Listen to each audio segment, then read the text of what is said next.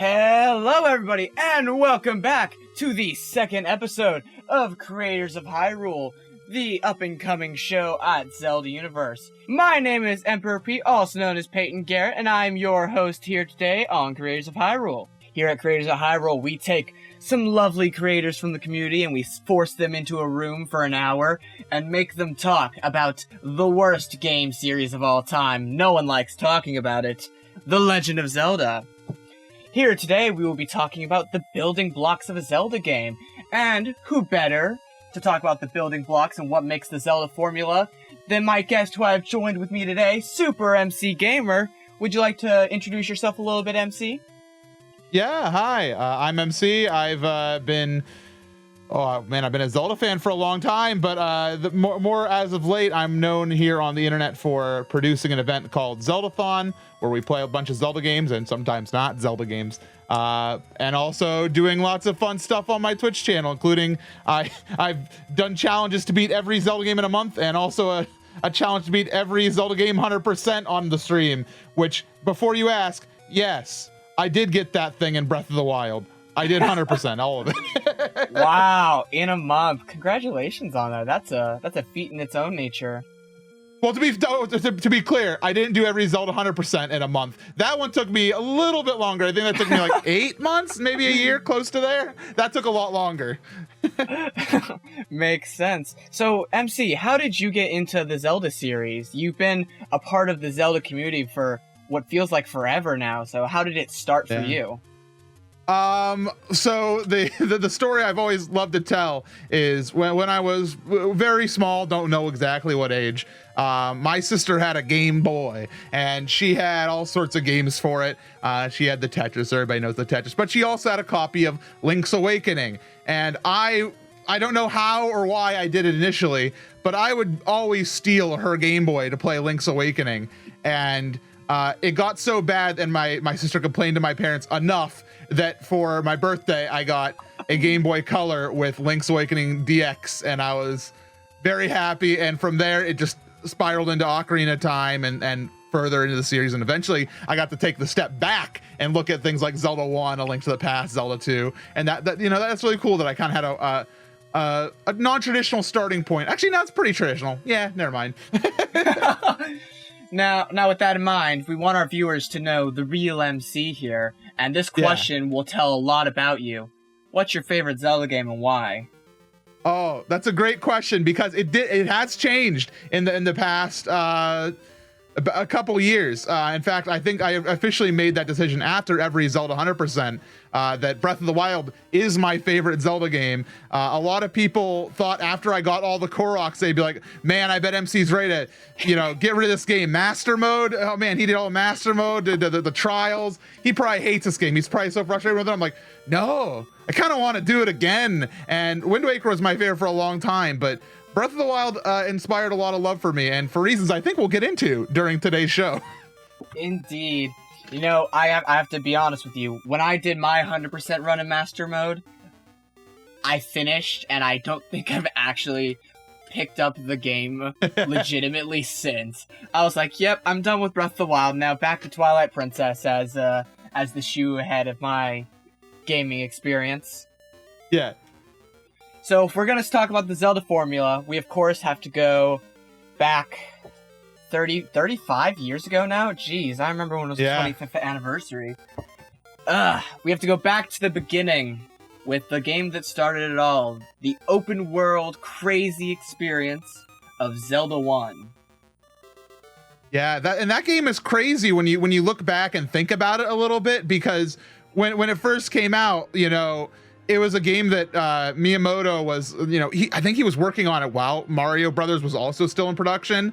And he kind of, I believe he kind of wanted it to be, Mario's a very, Mario walks from the left side of the screen to the right side of the screen, next level, left side of the screen, right side of the screen, next level. And he I think he wanted that to be a game where the correct direction is not right. It's up, down, left, right, into a cave, through some woods, throw a bomb. He wanted it to be weird and different, and I think that's where we got to see a lot of what makes Zelda Zelda, Yeah, it was definitely what made it stand out from other games and what gave it its long-standing appeal was just the adventure and the ability to go random places. But that didn't last very long, let's be honest. By their third game, they were in a more linear timeline. That's the third game, of course.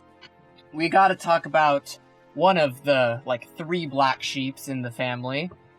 Zelda 2, obviously. They were trying to experiment a little. Didn't really know what to do with the Zelda series at the point yet. I think it was interesting because, to my knowledge, I think Zelda 2 was not originally supposed to be a Zelda game. They were just kind of making a game, and Zelda 1 was kind of taken off, and then they realized late into it, they're like, well, if this is an action game where you adventure across the world, we kind of already have a property for that. And so, we all know Zelda 2 as Zelda 2, but it's very weird to think that it might have been something completely different if, I don't know, they got the license to Contra or something, and it was like medieval Contra, it could have gone that way. But instead, Zelda 2 ended up kind of like a black sheep, but it still had the same type of feel in the same way as Zelda 1, where you did have to go to different dungeons, palaces, and you had to fight a boss, and you get more powerful. Obviously, Zelda 1 was a little bit different in how it was structured, but when people call Zelda 2 a black sheep, and it definitely is because it wasn't even supposed to be Zelda at first, but I don't know. I feel Zelda 2 is worthy of being a Zelda game, even though it is very much kind of an odd one, Oh, for sure. And it introduced a lot of common, not only aspects, but characters that would proceed throughout the rest of the series. The sages, they were the names of the towns. It introduced the magic meter, things such as that. It introduced some of the more fan favorite enemies that have gotten 3D incarnations. Like Horsehead. I love Horsehead. When's Horsehead coming back, Nintendo? Breath of the Wild sequel? Man, we really gotta have some Horsehead. He's my favorite. But wasn't Horsehead also in Link's Awakening? No, I mean, technically those were horse heads. You are not wrong now that I think about it, yeah. For some reason, I thought that's what the actual enemy was called, but... I don't know. Zelda Wiki, hello, knock knock. Are you there? Hello? Yes, Zelda Wiki, the proud asset that Zelda Universe, I think, has property of. Check out Zelda Wiki. We have some information there. Just a little. Moving on from Zelda 2, there was A Link to the Past, which I think is where the Zelda formula really, really started. That's the first game that introduced a lot of the common elements that have been everywhere in the Zelda series since then.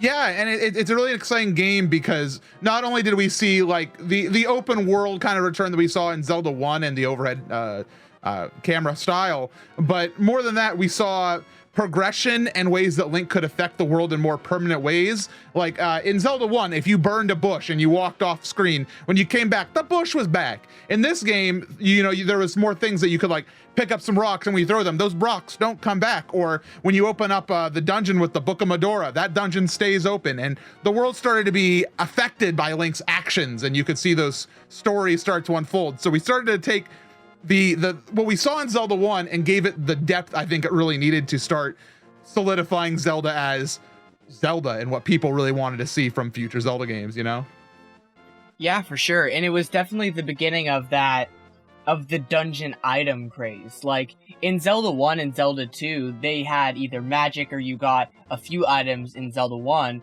But A Link to the Past is where they really started to experiment with what they could give you to complete certain puzzles and what could be done in that method.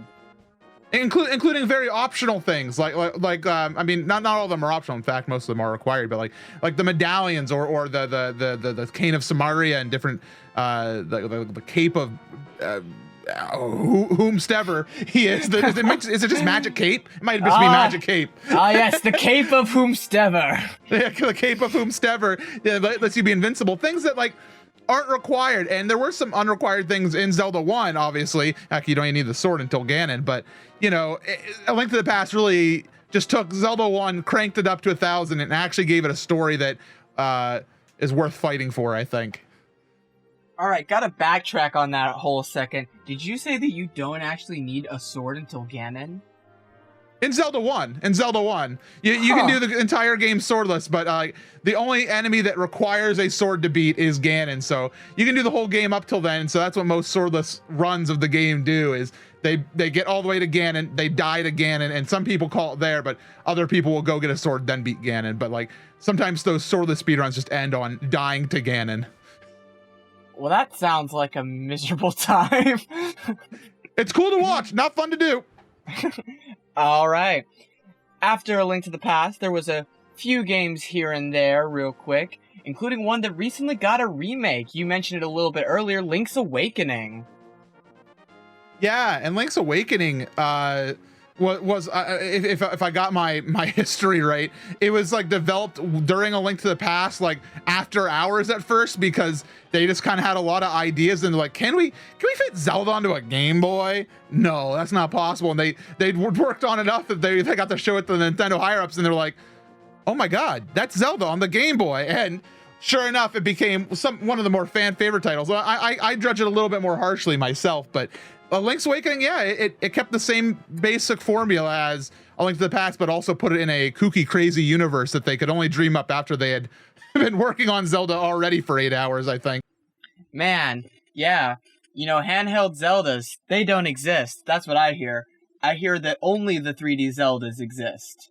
And it sucks when people say things like that, because the Oracle games, which don't, after seeing the Link's Awakening remake for Switch, the Oracle games have, in my opinion, now, so I know some Link's Awakening defenders might be raising up their pitchforks, so bear with me, because I love Link's Awakening. It was my first game. Please don't hurt me.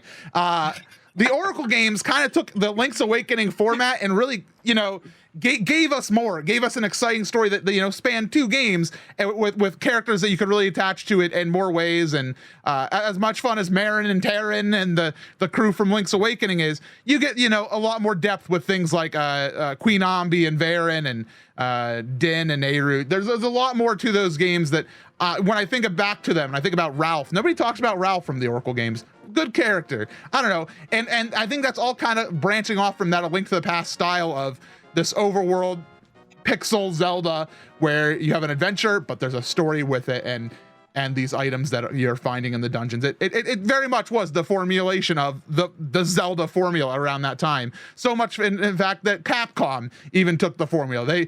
They borrowed Miyamoto's handbook, Yeah, and without the Oracle games, we wouldn't have experiences at ZUthon, such as Cody digging holes for 5 hours straight. Wait, why did he do that? What Cody? Why did he do that? It's just what Cody does. He only plays Zelda games with shovels in them. Is that true? More or less. It's for the express purpose of just digging holes. When he used to have a Twitch show, that is all he would do, was he would play Oracle for like 6 months, and he just dug holes every week. Man, he comes into my Twitch channel often. I'm gonna have to give him a hard time and talk about that. Oh yes, definitely. He loves digging holes. It definitely translated over into his Animal Crossing skills. But moving on from that, we kind of touched a little bit on it there, but the transition from 2D to 3D, there was a lot that, honestly, didn't really change other than just a general switch in graphic style. I think that when we talk about the leap from A Link to the Past and Link's Awakening into the Ocarina of Time was a game that blew people away. It still does to this day. It's impressive, and it does very much form a very much a parallel to what A Link to the Past is. It's a multi-world game. Instead of a light world and dark world, we have child and adult times, and we have a lot of very similar themes where there are 3 dungeons in the beginning, more dungeons after that middle point where you discover the second world. And I don't know, a lot of people like to give Ocarina of Time a lot of praise for revolutionizing the Zelda series, and I give it all that praise. I like Ocarina of Time over Link to the Past myself, but I think back to A Link to the Past, and I think back to a lot of people don't even know that Zelda's Lullaby, the song that people are like, Ocarina of Time, Zelda's Lullaby. Zelda's Lullaby was in A Link to the Past first. There's so much that originally came from Link to the Past that Ocarina of Time more or less kind of transitioned over and brought it into a new era, and it deserves the praise for that. But as far as formula, no, I don't think it really revolutionized everything, but it did add depth, and both in theory and in reality and actuality. And speaking of depth, we can't talk about the Zelda formula without talking about a little more of an open world title, The Legend of Zelda Wind Waker, with the Deep Blue Sea.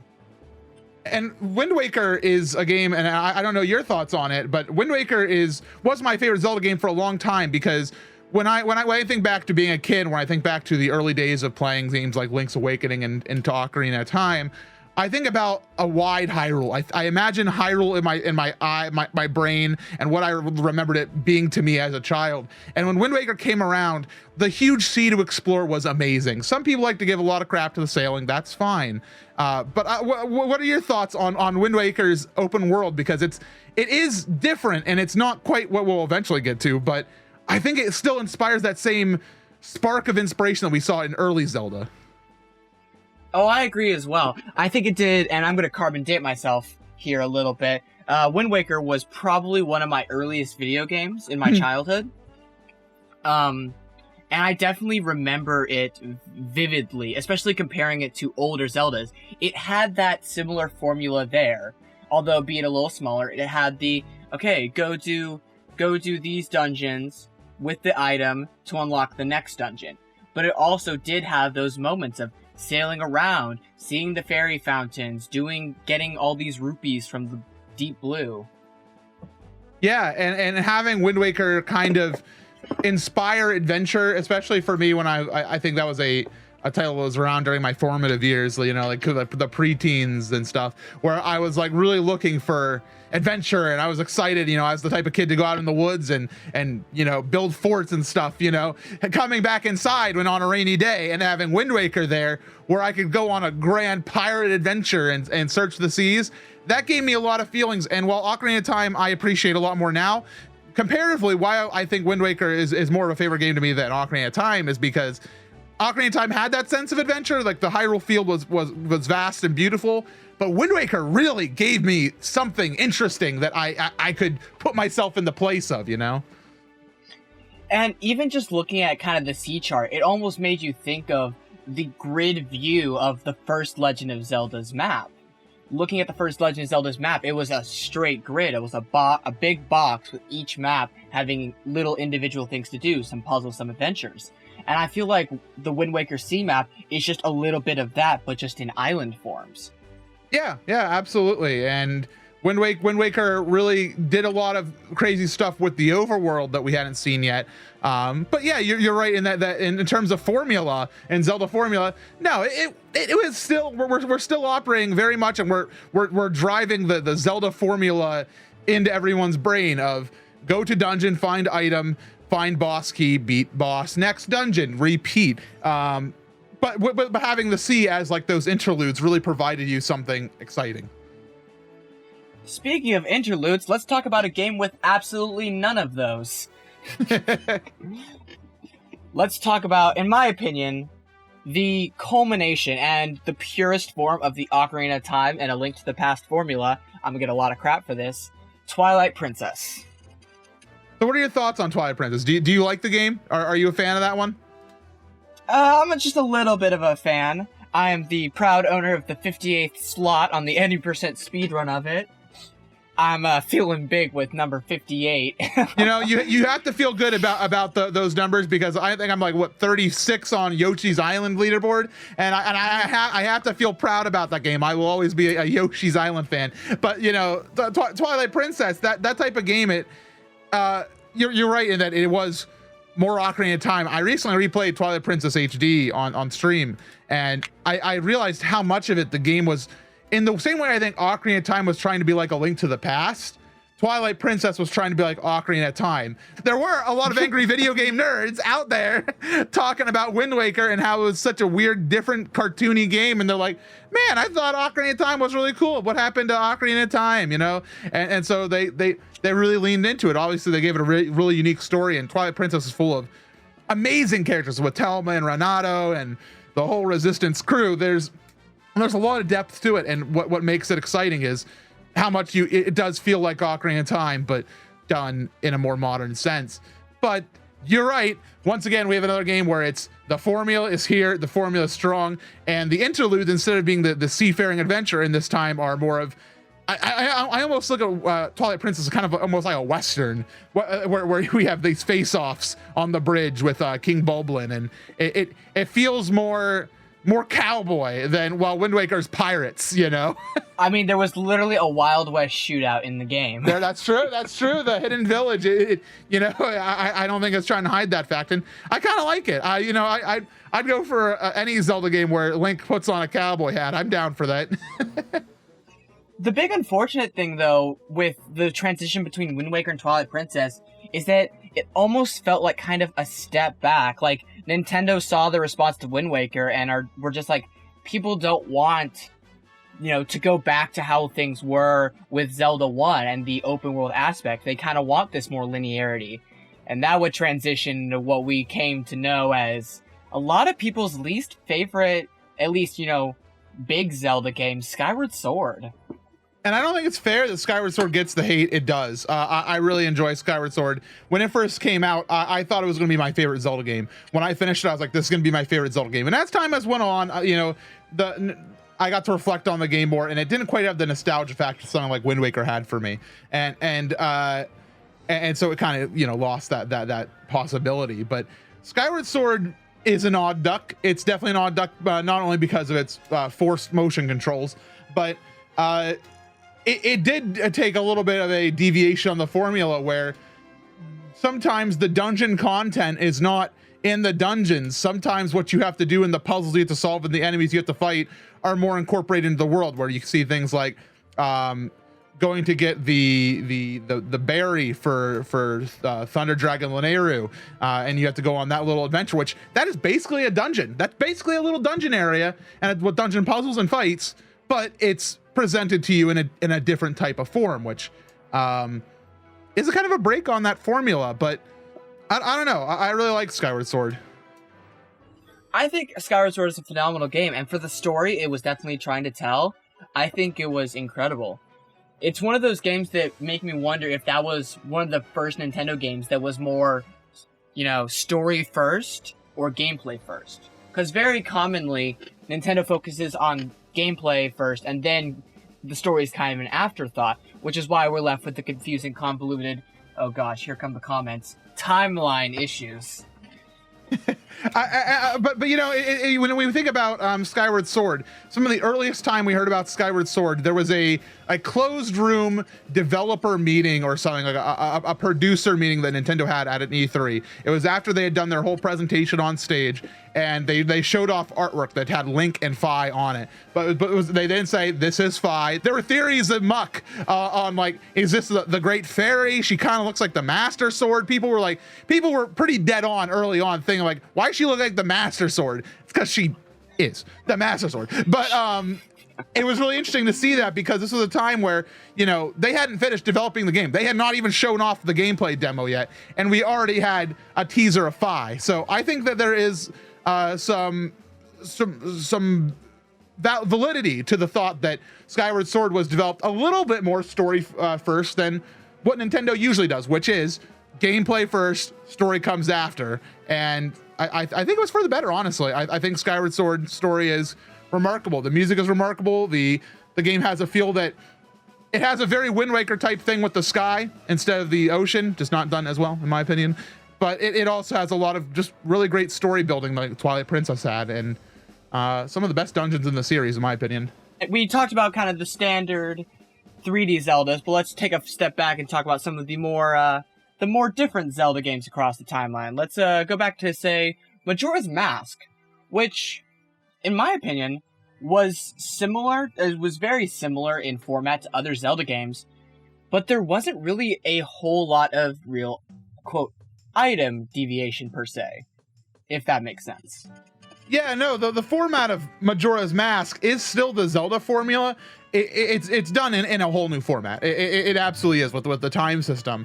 But at the end of the day, again, like, it's very similar to Wind Waker, where you think about Wind Waker, it's like, that's a very different game than Ocarina of Time, but it's like, it's not. It's still find your way to a dungeon, do the dungeon, go to the next one, repeat. And Majora's Mask is very same, but instead you have more of the interlude parts between the dungeons are filled with, you need to manage your time to figure out the puzzle, how to access the next dungeon. One of my favorite things to do in Majora's Mask is when I'm playing, I'll usually be able to do, I think, both Woodfall and Snowhead in a single go, and then I'll take my time doing Great Bay because I'll probably take my time to go get the Gilded Sword and all that. But then by the time I'm finished on that cycle, getting all the way up to Stone Tower Temple, and I unlock the soaring point, I'm like, it's like night of day two, and I'm like, you know what? I don't want to be sitting at Twin Mold with my timer ticking down. I'm just gonna come back, and it's really weird that that's how that game is formatted, that those interlude parts are based on the time, but it's not so different than things we've saw with Majora's or with Ocarina of Time, because it's still just changing the interlude portion of the game from find the next dungeon to find the next dungeon. Also, you have some extra time to go do side quests. Mm-hmm. And it also kind of removes some of those aspects of needing to enter certain areas by using temple items. Because the only temple items were the arrows of sorts. And while those were required to enter certain areas, I always remembered as soon as I got the hook shot, I went to Akana Valley and did what I could there before I even touched Great Bay. Just because I personally enjoyed that route of procedure. Yeah, that's interesting. I've never heard somebody doing that before, but that's a great point of how Majora's Mask did kind of introduce a little bit of non-linearity to the story, because I mean, once you beat Snowhead for the first time, you get access to the Powder Keg, and the Powder Keg gives you access to Romani Ranch. And from there, that unlocks a whole bunch of stuff with Epona. Obviously that gives you the ability to go to Great Bay and continue the story, the mainline story. But with Epona there, you can do a lot more stuff with like the Gorman brothers. You can go do the alien side quest that opens up almost all of Anju Cafe. Obviously, you're still gonna need the hook shot to get the Satcon side out. But actually, no, you don't need that. Oh, do you? Yeah, you do. You do. And then there were, of course, some other Zelda games here and there, like the Minish Cap per se, which offered once again, a similar but a little bit of a different take on the whole Zelda formula. Yeah, no, I don't know. What do you think about Minish Cap? Capcom had already made a couple of Zelda games, and I don't think they were into innovating. They just were making a Zelda game. It definitely had some good ideas. One of those ideas was not kinstone fusing. Oh, you're not a fan of the kinstone fusing mechanic? Almost as much as I'm a fan of the seashell mechanic. Wow, you're not a fan of I like the secret seashells. I'm not as much a fan of the kinstones, but I like the secret seashells. So I was going to compare kinstones to anything. I'd compare them to the gotcha seeds from the Oracle games. Oh, don't even get me started. Don't even get me started. Have you ever 100%ed Oracle of Ages, gotten all the rings? Have you? I can't play the game anymore because of what Cody's done to my image of it.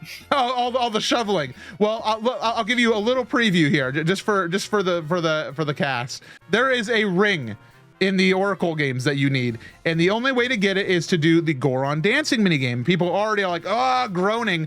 What people don't understand is in the story of Oracle of Ages, you have to do the Goron dancing twice. One time it's easy mode, second time it's medium mode.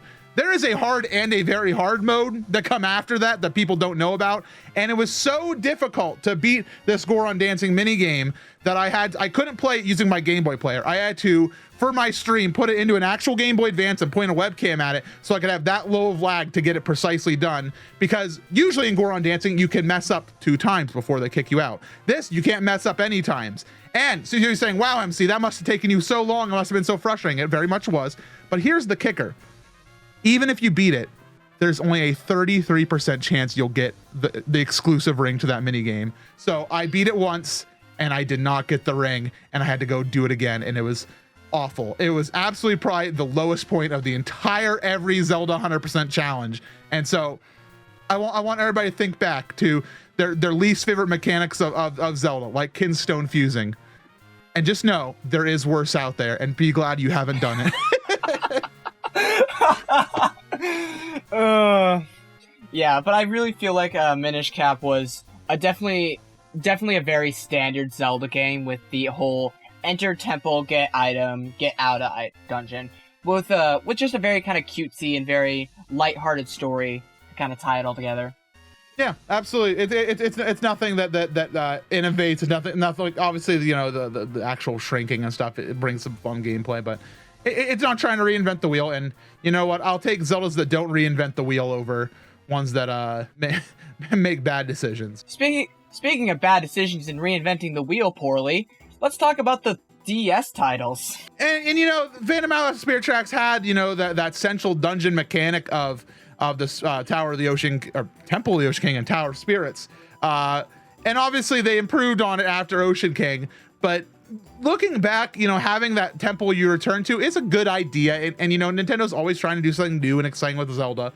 But this, I definitely feel like, once again, they were following the Zelda formula, throwing a little spice onto it, and this time I don't think the spice connected with everybody as much as they would have liked. It didn't connect with people like Majora's Mask. Majora's Mask people go crazy for it because they love the mood and the time mechanic of that game. But people don't go as wild for Ocean King and Tower Spirits. I know some people do. So if you're, I'm with you. I've found new appreciation for the Ocean King over the years. But what do you think? Do you think that Ocean King and Tower Spirits is a good Zelda gimmick, or do you think it's a bad Zelda gimmick? I am a big defender of the DS titles. I personally think they are very fun. Spirit Tracks is in my top 5 favorite Zelda games. There you go. And I have to give Phantom Hourglass a little bit of slack because it didn't really know what it was doing. It was the first time doing it. But I really think Spirit Tracks is definitely overhated. I think most people just look at it and see the trains and are like, oh, it's so gimmicky. And then they kind of try to write it off. Which, granted, it was definitely something very different, but I think it gets way more hate mechanically than it should. Agree. Now then, we've talked about Zelda games, old and older, but we can't have a good day talking about the Zelda formula with what game I think really brought it back to what it was originally intended to be. Ladies and gents, The Legend of Zelda Breath of the Wild.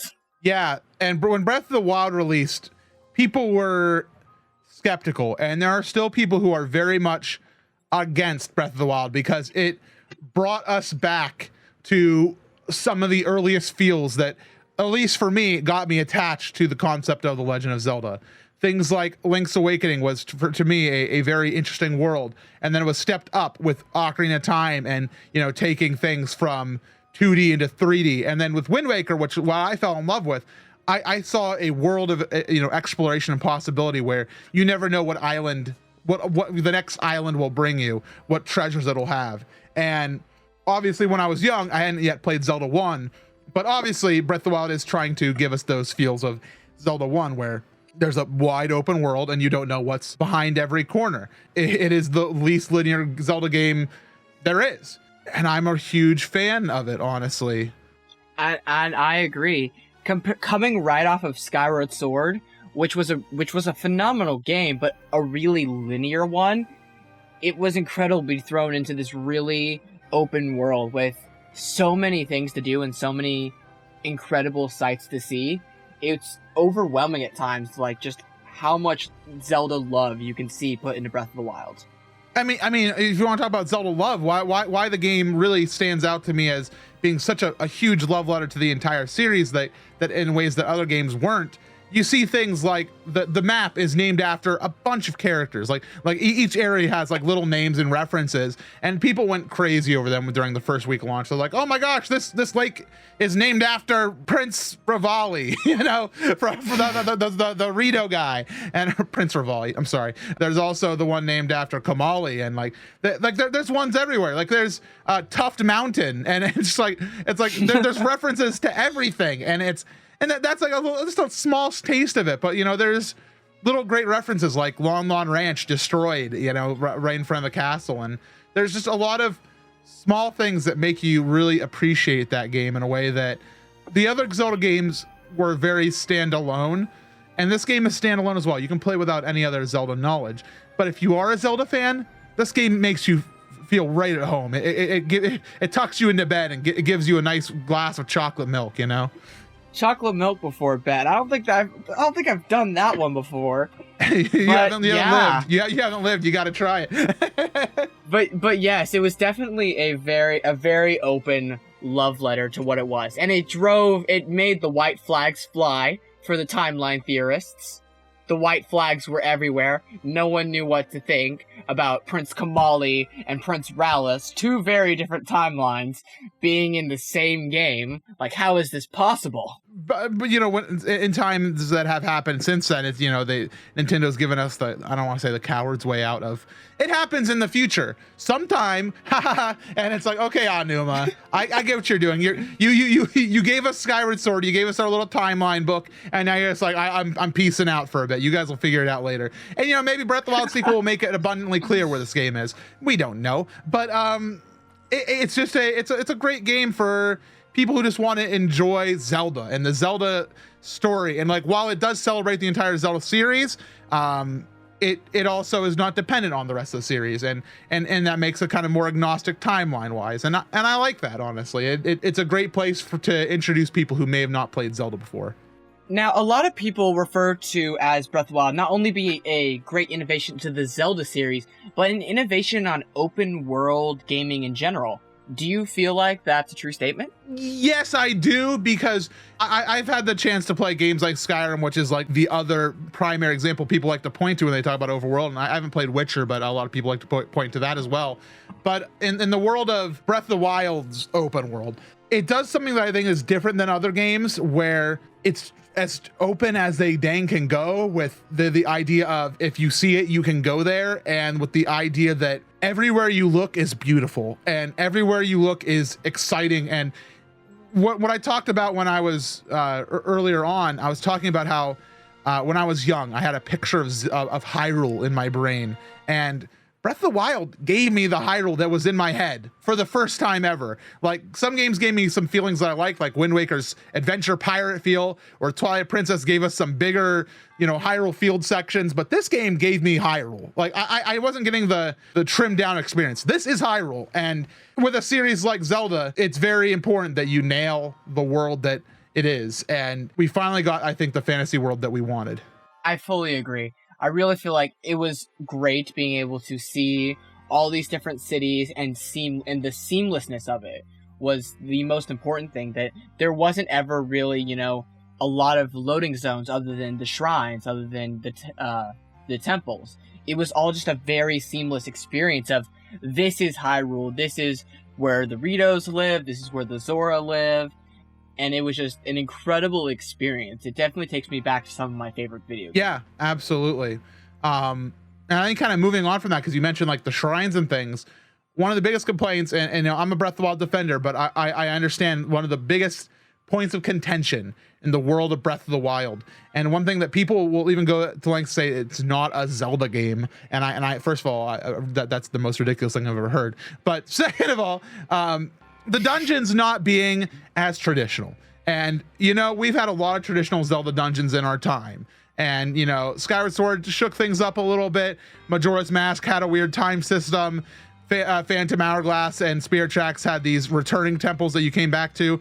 But Breath of the Wild, I think that the temples being the divine beasts is interesting, because I don't see the dungeons of Breath of the Wild being the divine beasts.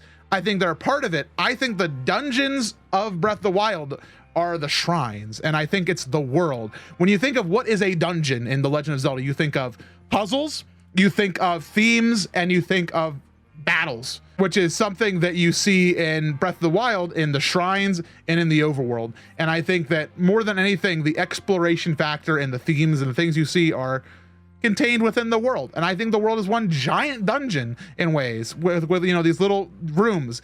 I think if people wanted to take it into a more traditional sense, I could discuss that, but that's how I see the game. And I think that type of format works really well for a Hyrule so big and wonderful. I fully agree with that as well. You know, one of my favorite temple I have in the game was one of those shrine-like buildings. It was Champion's Ballad, that dungeon where you get the best item in the entire Zelda series as your reward.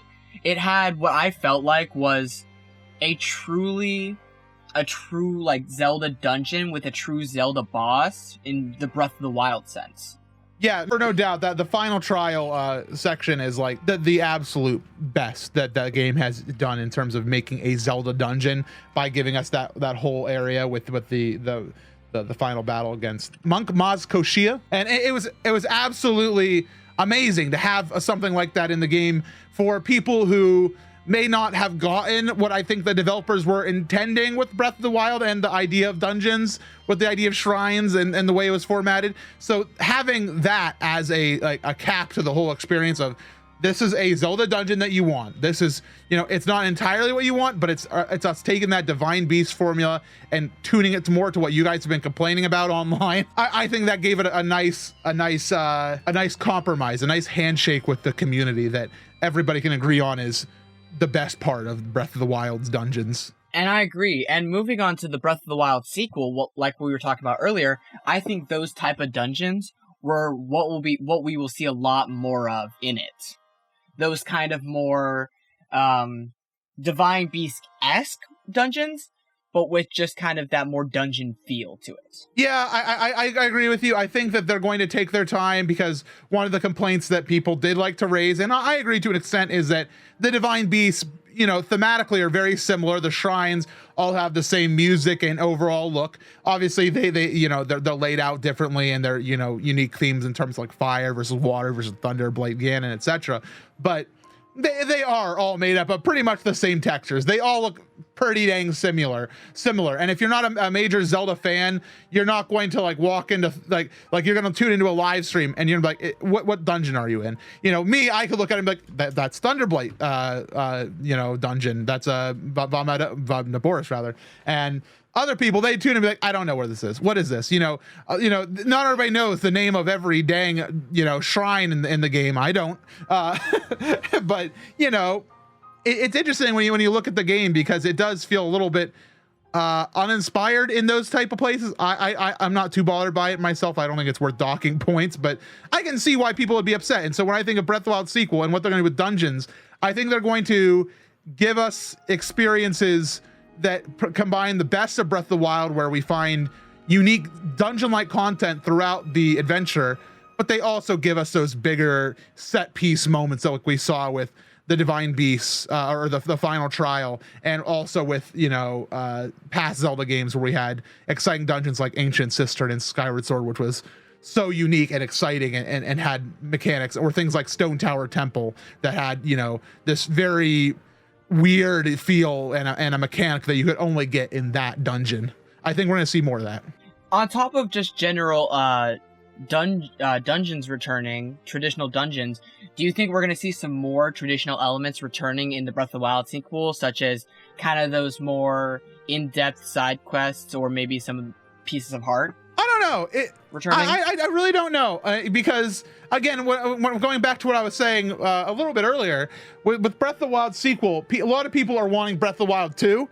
I don't really want Breath of the Wild 2. I have enough Breath of the Wild for right now. I want to see Breath of the Wild sequel, and I want to see what it would do. And so I could very easily see things like Piece of Heart and more in-depth side quests, more Majora's Mask-esque side quests brought back into the series. But I also could see something just completely out of left field that is the new, like Breath of the Wild's thing was, look at Hyrule. It's beautiful and wonderful and you can go anywhere.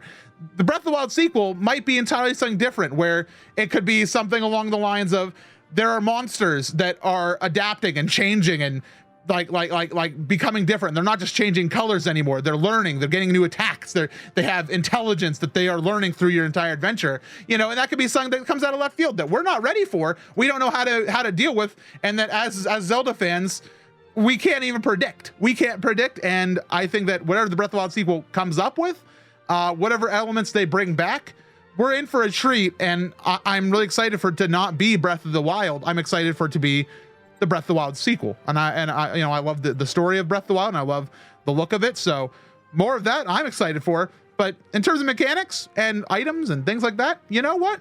I'm ready for Nintendo to roll the dice. I'm not scared. And with that all being said, we are running out of time today. So, Mr. MC Gamer, thank you so very much for being here today, taking some time out of your very busy schedule. It is the heart of charity season, with every month, every half month having some sort of charity event, and you seemingly having a connection to all of them somehow. So where can our lovely viewers find you during this time? Thank you for having me. I had a lot of fun. I really like the Zelda series. I love talking about it. If people want to find me online, hear me rant and rave about more Zelda things, I am on Twitch, SuperMCGamer, Twitter, YouTube, same name, just SuperMCGamer. Search it up, you'll probably find me. And all you need to do to get me to talk about things is say, Breath of the Wild is not a Zelda game, and then boom, you've unlocked the secret. I'm ready to talk. Let's chat. And I've been Emperor P. You can find me at Emperor P basically anywhere. I stream on Twitch, and I do things for Zelda Universe. You can typically find me involved in most projects here in some shape or form. And I will see you guys next time. Thank you very much for watching. Bye-bye!